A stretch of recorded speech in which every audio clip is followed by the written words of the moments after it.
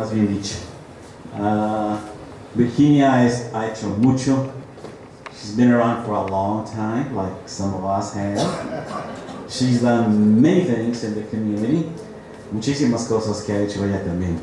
La conocí casualmente. Nos conocimos casualmente en la Harrison High School. Hace algunos años, en los 60s, cuando estudiábamos en la 24 y la California, que ahora es la escuela María Saucedo, de otra mujer que también era una líder, así como Virginia, que desafortunadamente ya no contamos con ella por su trágica muerte, pero que también nos dejó un legado rico de combates, de lucha, de inspiración. Y así es Virginia. Virginia, contamos con ella y nos da gusto que esté con nosotros. Y aparte de las oportunidades que tuve de platicar con ella, ella se juntaba con otro grupito, yo me juntaba con otro grupito. Yo siempre pensé que ella vivía por ahí cerca de donde vivía yo, cerca del parque, en Douglas Park, en la 18 de la California. Y yo la veía por ahí, y siempre pensaba que era de ahí de esa área, y hasta que después me dijo, no, que ella vivía en East Pilsen. O sea, vivía hasta la house de aquel lado, por la 18. Así es que, wow, nunca me imaginaba que viviera tan lejos de distancia, ¿no? Pero que estaba tan cerca ahí. Virginia, después de que nos graduamos de la Harrison, algunos de nosotros tuvimos la oportunidad de ir a la universidad. Algunos por casualidad, como en mi caso. Yo no sé el caso de Virginia, si ella fue a la universidad precisamente porque era su plan, o porque también por cuestiones del destino, como en mi caso. Le pregunto a un amigo, ¿qué vas a hacer después de la high school? Y dice, voy a ir a estudiar. ¿A dónde? En este entonces se llamaba, claro, Luke College, que ahora es Harold Washington College. Y yo, como no tenía planes, dije, bueno, pues ¿por qué no? Vamos, yo también voy contigo. Y ahí asistí, y ahí también me tocó la buena suerte de encontrarme con este caballero que está aquí a mi lado, el que organizó esta actividad, con Omar López. Ahí nos conocimos y empezamos. Creíamos que íbamos a ser artistas y pintores, teníamos clases de dibujo, nos conocimos, y en fin, ahí siguió la historia de Omar y la organización que fundamos y lo que hemos hecho. Y Virginia, pues Virginia tenía planes un poquito más avanzados de ir a la universidad, no nada más a ver qué estudiaba, sino que meterse en una carrera de derecho, de leyes. No es cualquier cosa, es una verdadera bronca, ¿verdad? Un trabajo difícil. Y nos da mucho gusto que Virginia haya logrado su objetivo de estudiar en DePaul. Cuando estuvimos en la universidad, estuvimos activos en la organización que fundamos, OLAS, Organization of Latin American Students. Y tuvimos también la buena suerte de que Virginia también nos acompañaba en las reuniones que teníamos. Teníamos una organización, un local en la 18 y la Halstead, que era una iglesia que estaba cerrada en ese entonces. La iglesia, y en el segundo piso habían los que eran salones de clase. Y el sacerdote de esa iglesia, el padre Harrington, de providencia de Dios, nos dio permiso de utilizar uno de los salones dos salones para reuniones. Ahí establecimos la oficina comunitaria de OLAS, porque teníamos, nuestra base era Luke College en aquel entonces.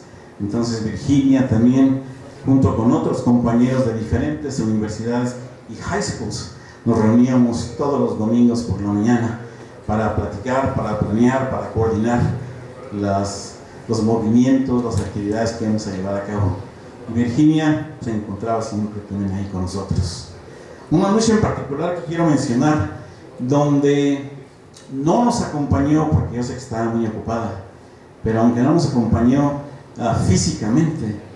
Sabíamos que su espíritu estaba ahí con nosotros. En los 80s, 82, 83, 84, la comunidad de Pilsen estaba padeciendo un problema muy serio de la sobrepoblación. School overcrowding. Las escuelas primarias de Pilsen estaban saturadas de niños y la Junta de Educación no sabía qué hacer en realidad.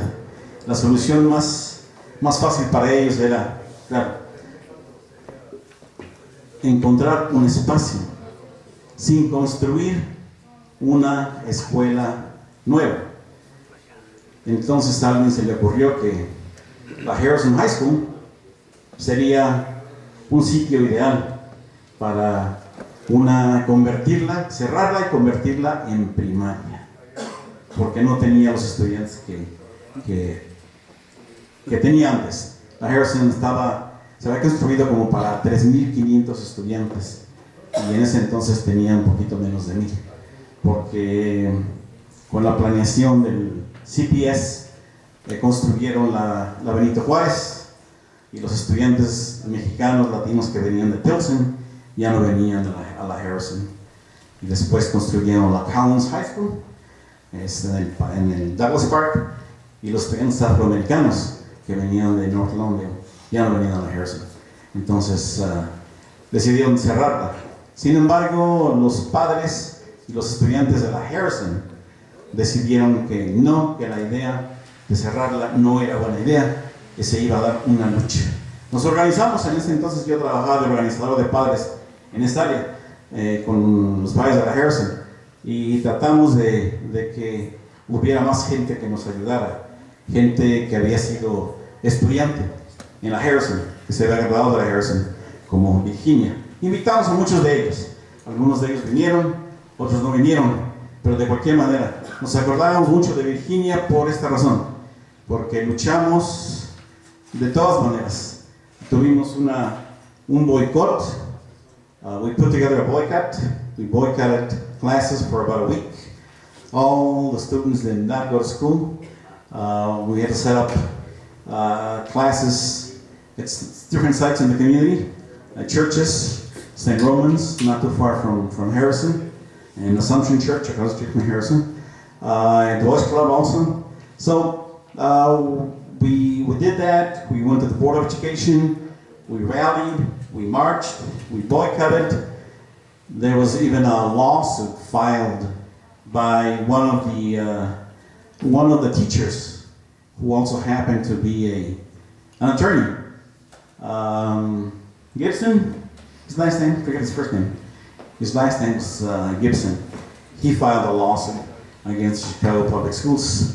Unfortunately, the judge did not rule in our favor. Interesting, because at that time, there was only the highest ranking Latino within CPS was another Mexican-American who had been named district superintendent, Rudy Salmerón, or as he liked to be called, Dr. Salmeron. Que a propósito no hablaba español. Tenía que traer un intérprete con él, un puertorriqueño que lo acompañaba para que le tradujera a él con los padres. Así es que él es el que se encargó de cerrar la Harrison. It was his charge. La superintendente de las escuelas públicas, Ruth Love, lo contrató a él, lo nombró precisamente District Superintendent para que se encargara de cerrar la Harrison. Y lo consiguió. Hicimos lo que hicimos, y nos preguntábamos a veces, ¿no tenemos muchos abogados que nos ayuden? Pues no tenemos muchos, son pocos, ¿no? Y los pocos están ocupados, como Virginia. Nos hubiera encantado que Virginia nos hubiera dado una manita, pero sabemos que estaba ocupada también. Estaba en aquel entonces haciendo trabajo con Maldev, trabajo muy importante. Así es que, aunque no estuviera con nosotros físicamente, estaba con nosotros espiritualmente y nos daba inspiración de que algunos abogados latinos, mexicanos, mexicanoamericanos también podían estar de nuestro lado y no como otro abogado que tenía sus oficinas, su bufete en la 18, Raúl Villalobos, que fue el presidente del board en ese entonces y que también votó a favor de que cerraran la secundaria Harrison. Así es que no nos acompañó físicamente, pero nos acompañó espiritualmente y mentalmente. Ahí estuvo Virginia. Fue una inspiración para nosotros también, aún sin contar con ella físicamente. Pensábamos que gente como ella era la que necesitábamos, ¿no? Un capítulo que se cerró en los 83, 85, cuando la Harrison cerró sus puertas y se reabrió como primaria, lo que es ahora la María Saucedo. Así es que lo único bueno de todo eso fue que afortunadamente contamos con unas coincidencias políticas y la superintendenta en aquel entonces, Ruth Love, por tomar esa decisión también en contra de los padres y de los estudiantes, perdió su trabajo, porque pudimos organizarnos y hablar con los miembros del board latino que estaban allí y otros miembros y no le renovaron el contrato.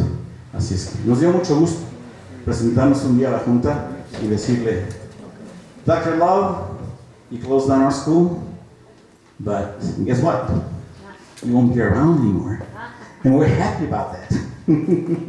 Así es que en esas batallas físicas, en esas reuniones que teníamos en el centro de la causa, lo que era la parte trasera del centro de la causa, en la 17 Place, Virginia estaba con nosotros. Y en la Harrison, como mencionaba, físicamente no, pero espiritualmente, y nos dio inspiración. Así es que Virginia es una de esas personas que ha seguido luchando y tiene una trayectoria todavía más larga, que mejor le dejo a alguien más, o que ella misma mencione todo lo que ha hecho, que es bastante. Así que le damos gracias a Virginia.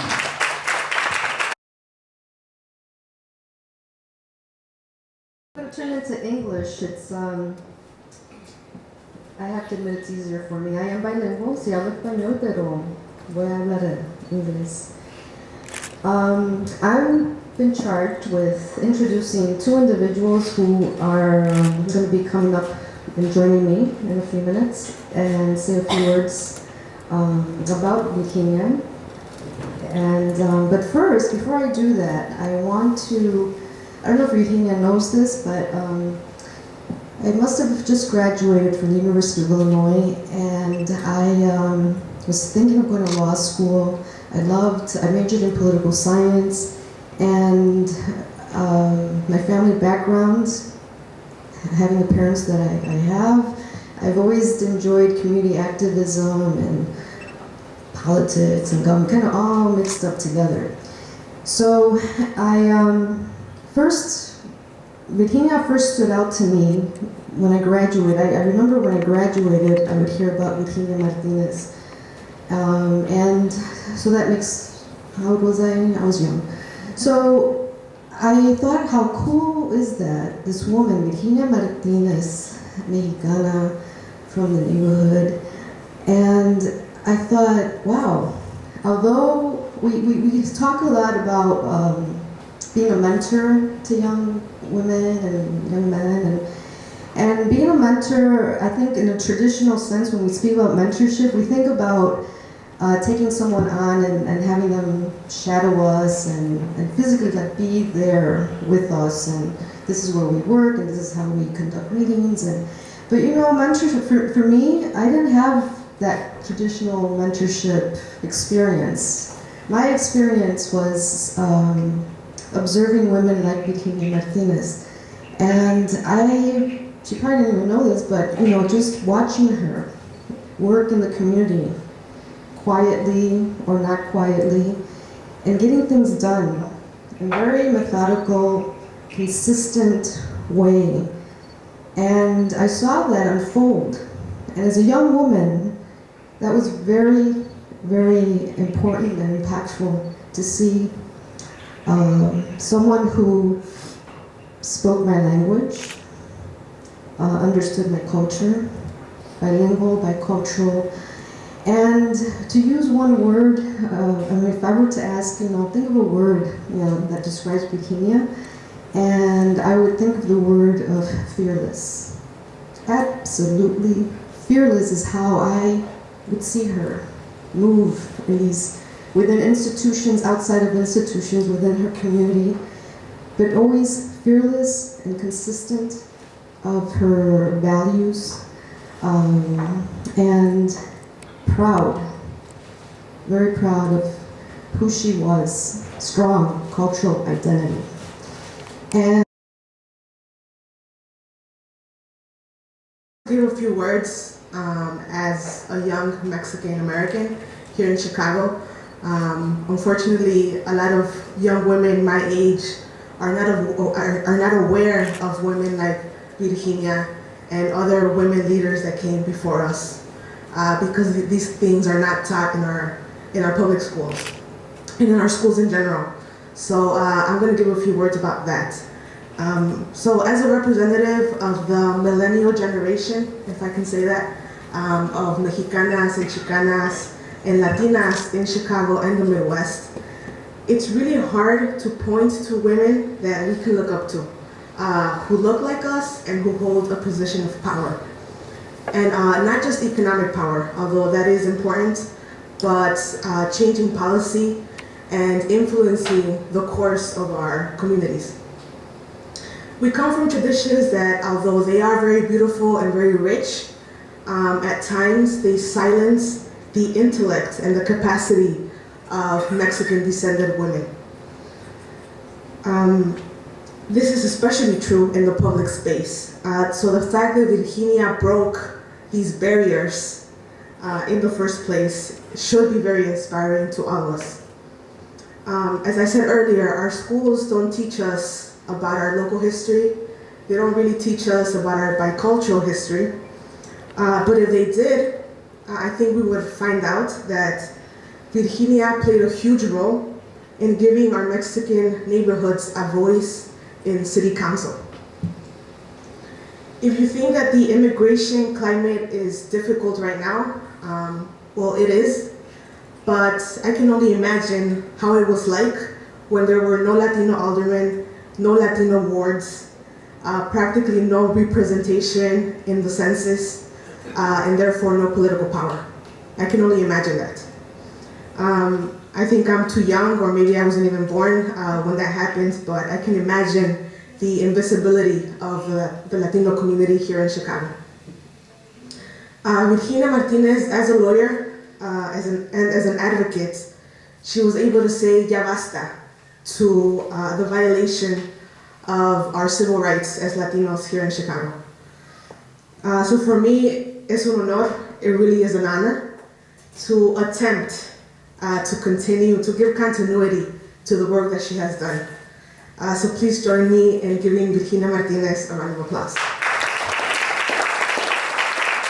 Retired federal Judge Manuel Barbosa, and many of you know that he has a rich history in the Latino community in Illinois, and he has a rich history that he's done a lot. I mean, a lot of varied things. For example, some of you may remember him when he was director at the adult education program of the Universidad Popular, and he was a law student at that time while he was doing that.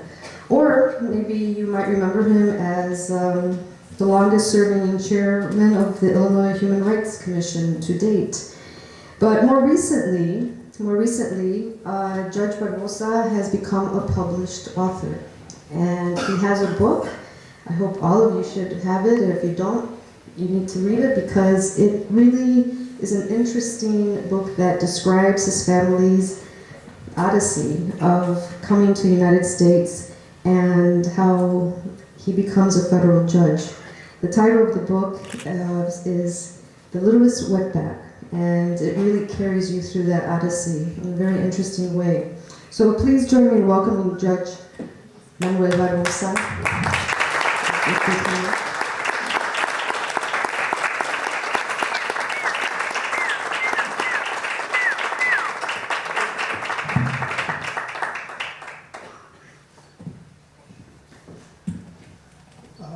I'm very pleased to be here tonight for numerous reasons. One is that I consider Virginia a colleague from my generation. We both graduated about the same time from law school and went through some of those similar experiences in the late 70s as recent law school graduates.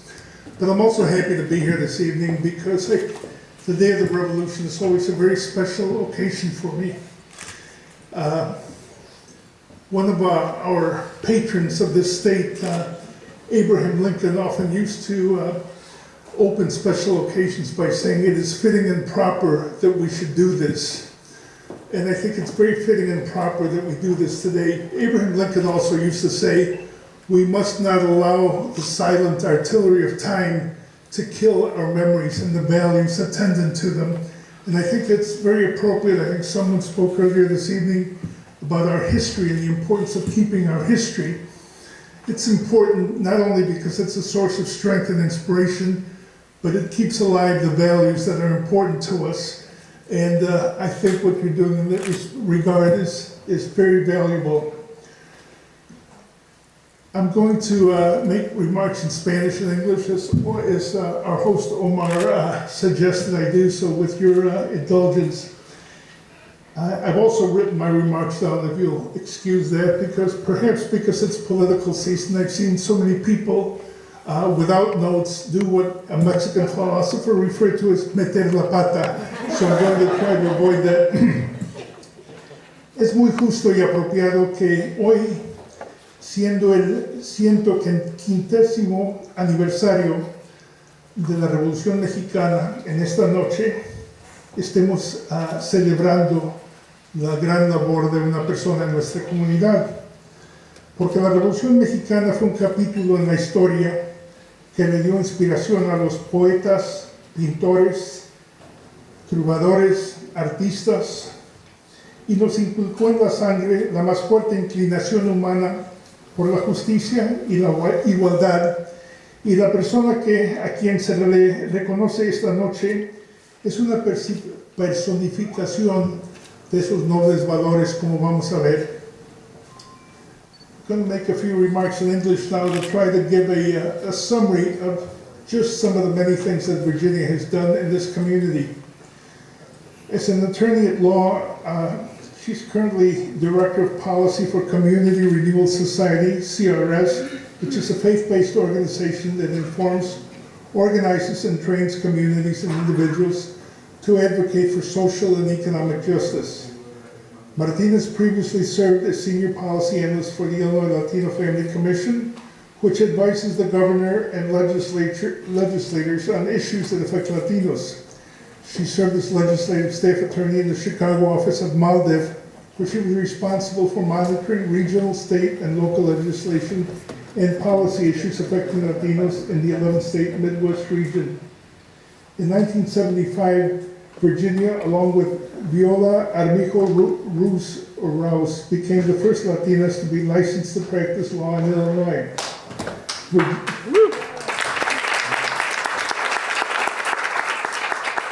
Virginia was the founding mother of the DePaul University Latino Law Student Association, the Illinois Maternal and Child Health Coalition, and the National Coalition Against Domestic Violence. She was lead counsel in the historic redistricting case of 1982 that created the first Latino Chicago wards and legislative districts, and that is no small achievement. She was executive director of Mujeres Latinas en Acción from 1992 until 1997. She's held positions with Voices for Illinois Children and the Latino Institute.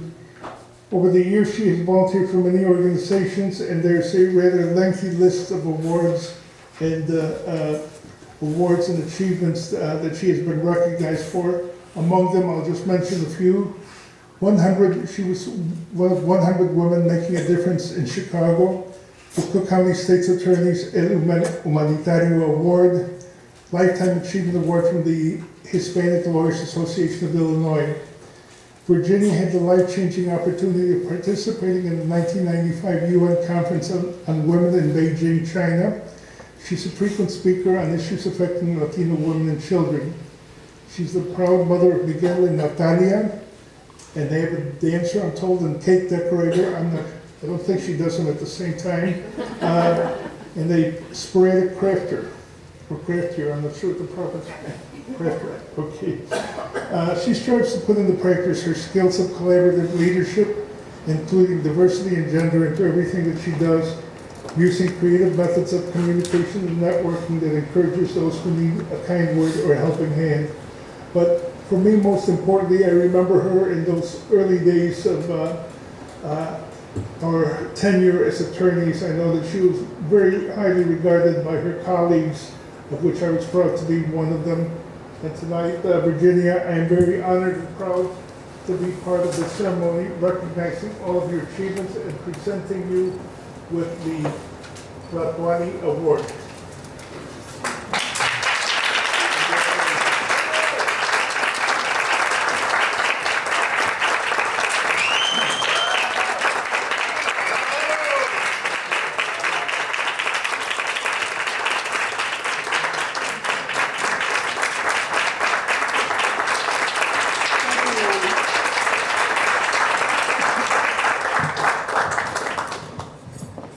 First of all, I wanted to mention something. Did you all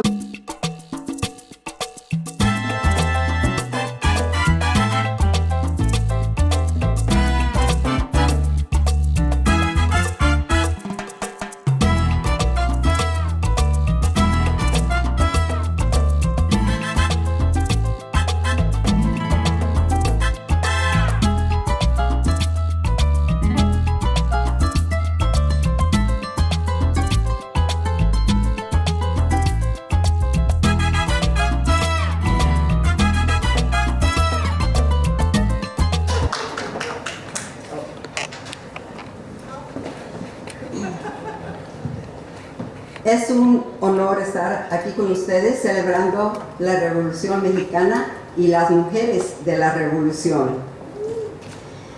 While there have been books and articles and oral histories about the soldaderas and soldadas, there still has not been sufficient focus on the important role that women played in the revolution. Some corridos and photos actually glamorize these women. In fact, it was a very difficult life.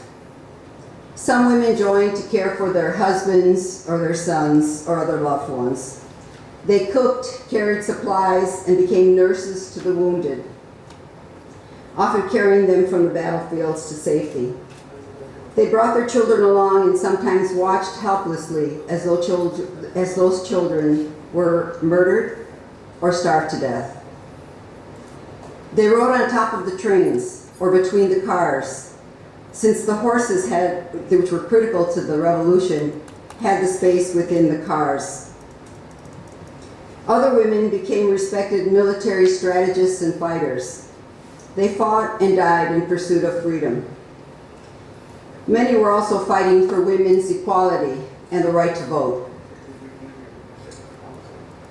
My grandmother's way of protecting her son was to send him north. My dad, the youngest son, was sent to the U.S. from Coahuila when he was barely a teenager, or I wouldn't be here today. I have to say that it was a little surprising that the coalition chose to honor me today, mostly because I'm a pocha, born and raised in Chicago, ni de aquí ni de allá. And maybe that explains my commitment to community work. I understood at an early age that I was never going to be truly accepted as an American. I understood that I was always asked, where are you from? I'd say Chicago. They'd say, well, where are your parents from? My mom's from Texas, she's a U.S. citizen. Yes. My dad was from Mexico. Oh, you're Mexican. Okay, I'm Mexican. What part of Mexico are you from? Chicago. And in conversations, or other people would ask if I was Spanish. And I would say, no, they raped my mother. And they were like shocked looks, and I'd say, well, you know, when the Spanish came to the Americas, blah, blah, blah, more than they wanted to hear. More than anybody wanted to hear. They just kind of looked at me. Okay, who is this woman? When I took Sociology 101 with Olga, where's Olga? Who was in my class, I learned the term social stratification. I knew all about that already because where I spent the first 12 years of my life, 1 block south of Chinatown, I already knew where we stood and where everybody else stood in the community. I also knew, because we were called inner city students, that we didn't receive the same kind of resources that other schools received. So yes, when I was 18 or 19, I decided I had to do something for my community, which by then was Pilsen. And I joined OLAS. And I went to school at UIC, and later was encouraged by a couple of attorneys that I had worked for to go to law school. As you have already heard, I've worked with a number of nonprofit organizations. Some would say that I can't keep a job, but I hope that I've at least made a difference in those positions. Beyond that, however, I try to do what Manuel Reyes and Ana Reyes Lopez did for me, provide the encouragement and the information that I needed to think beyond my wildest dreams. So whether it is with young coworkers or students I'm asked to speak with, I try to encourage and support young people. I feel it's my obligation, but I don't take it as a burden. After all, I received full scholarships to UIC and to law school. Unheard of now, by the way. And besides, it's fun. So I take every opportunity that presents itself to talk to young people. I would never think of my work on the same level as the soldaderas and soldadas of the revolution. Women who suffered and died. I fainted beside of blood. Women who struggled alongside the men of the revolution. Women who had to fight for military pensions after the revolution.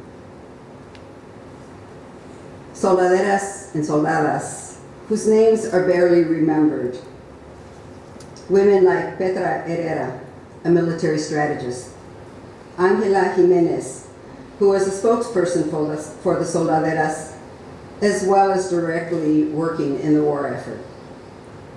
Maria Sandoval de Zarco, who founded La Mujer Mexicana, the first feminist magazine in Mexico.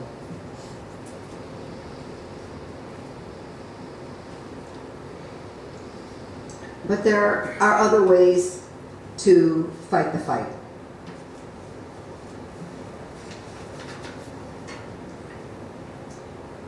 I know that you know some of these women who have worked here in Chicago.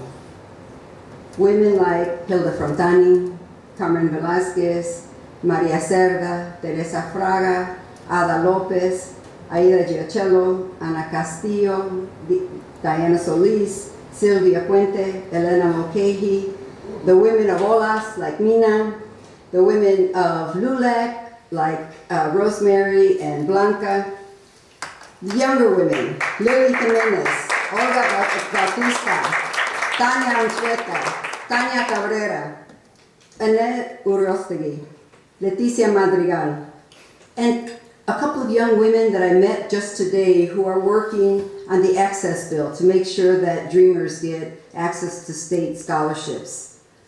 All of these women are people who are fighting to make Chicago a better place. Some of these women are Puerto Rican. Why? Because we have the same problems, we have the same issues, we all work together. Besides, none of them can tell us apart. We shouldn't make those divisions either. So the firepower that we need to exercise is to create fires in the hearts of young people, that they may undertake this same work that we've all been working on, and to undo the harm that previous generations have caused in this world. I hope that all of you will join me in that effort to create that fire in the hearts of young people. As I said, there are many young women who are doing that now, but we need to encourage them. Thank you all for this recognition. I'm truly, truly honored to be a part of this celebration tonight. And yes, I'm proud to be a Pocha.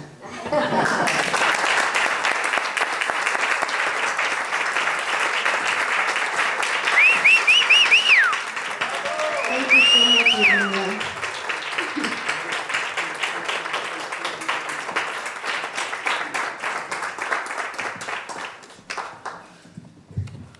Muchas gracias, Virginia, por todo tu trabajo, y gracias a todos ustedes por habernos acompañado esta noche para reconocer a Virginia y todo su trabajo. Gracias por haber estado aquí con nosotros.